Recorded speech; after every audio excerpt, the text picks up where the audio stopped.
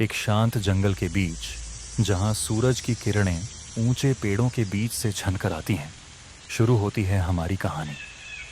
यह आत्मखोज और मौन की गहरी शक्ति की एक प्रेरक कथा है। बहुत समय पहले एक युवा साधक कौशिक घने जंगलों और ऊंचे पहाड़ों से होकर यात्रा पर निकला। पवित्र ग्रंथों का अध्ययन करने के बाद भी उसका मन अशांत था। वह शांति और स्पष्टता की खोज में भटक रहा था। कौशिक धीरे धीरे एक विशाल बरगद के पेड़ के पास पहुंचा। वहां उसने शांत और वृद्ध ऋषि भारद्वाज को ध्यान में मग्न पाया।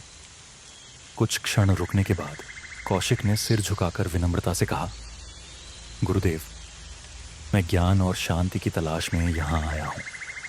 कृपया मेरा मार्गदर्शन करें। ऋषि भारद्वाज ने अपनी आंखें धीरे से खोलीं और हल्की मुस्कान के साथ कौशिक को देखा, लेकिन कुछ भी कहे बिना उन्होंने कौशिक को अपने पास मौन में बैठने का इशारा किया। दिन बीतते गए। कौशिक अर्शी के पास बैठा रहा, लेकिन उसका मन सवालों और हताशा से भरा हुआ था। उसे लग रहा था कि अर्शा मौन क्यों है। क्या वे उसे कुछ नहीं सिखाना चाहते? क्या इस मौन में कोई सीख छिपी है? कौशिक के चेहरे पर हताशा साफ झलक रही। धीरे धीरे कौशिक ने अपने चारों ओर की प्रकृति पर ध्यान देना शुरू किया।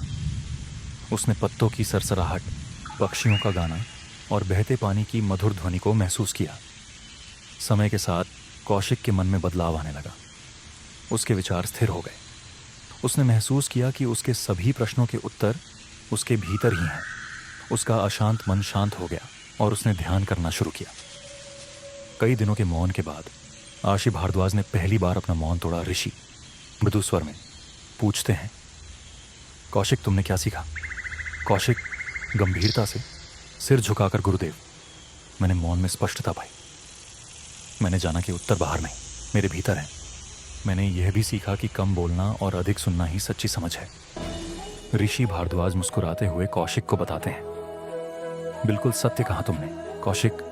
मौन रहना ज्ञानी की भाषा है। शब्दों के शोर में जो सत्य खो जाता है वह मौन में प्रकट होता है। सबसे बड़ा ज्ञान बोलने में नहीं, बल्कि समझने में हुआ है। तो दोस्तों, ये कथा हमें सिखाती है कि मौन रहना आत्मिक शांति, एकाग्रता और सही निर्णय लेने में सहायक है। मौन वह साधन है जो हमें आत्मज्ञान और आंतरिक शक्ति तक पहुंचाता है। मौन रहना कमजोरी नहीं, बल्कि हमारी सबसे बड़ी शक्ति है। जब हम मौन को अपनाते हैं तो हमारी सोच और दृष्टि व्यापक हो जाती है। मौन रहकर हम अपनी भीतर की शक्ति से जुड़ते हैं। और अंत में, अगर यह कथा आपके दिल को छू गई हो और आपने इससे कुछ नया सीखा हो, तो इसे अपने प्रियजनों के साथ साझा करें।